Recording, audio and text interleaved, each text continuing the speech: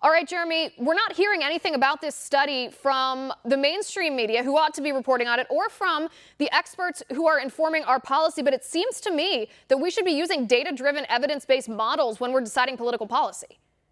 Well, of course, I agree with you. I think the problem is that since we didn't do that, since we leapt before we looked, as it were, it's in no one's interest now to look at any data that suggests that the decisions that were made were not the right ones.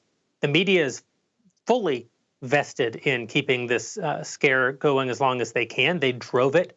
They drove it for very cynical reasons, for reasons related to the idiosyncrasies of the media. It drives traffic. Fear drives traffic. People at home are engaging with their content. I'm sure you guys are finding at OANN, and we are at the Daily Wire. Our traffic is off the charts right now. And by the way, that's assuming that they have no political motive, which I'm not sure is something I'm willing to grant them. The policymakers in the country, I think, engaged in sort of cascading virtue signaling, where each mayor had to one-up the mayor before him, until you now have the mayor of Los Angeles, where I am, Eric Garcetti, saying, at a minimum, we'll be locked down for another 2 months, and we should be prepared to be locked down much longer.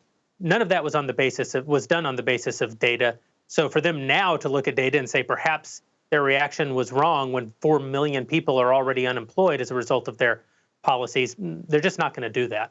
Right. And so you mentioned a very key phrase. You say it's not in anybody's interest for them to reevaluate. And I would argue that there's going to be a pretty severe divide. It's already begun, in fact, but it's going to get even worse. There's a divide between the political class and the American people, as there always is, because it's in the interest of the American people to know these facts. I mean, let me paint this hypothetical picture. Imagine if people were going to work and everyone was wearing masks. Imagine if we did implement this rigorous, hygienic type social distancing, physical, individual social distancing, that there's data that proves that it works. And because we were doing that, we didn't have to close down the economy. People didn't have to lose their jobs. We didn't have to have the government mandate that we stop living outside of our own homes. The American people should look at this data and ask those questions, because it is in our interest to know this stuff.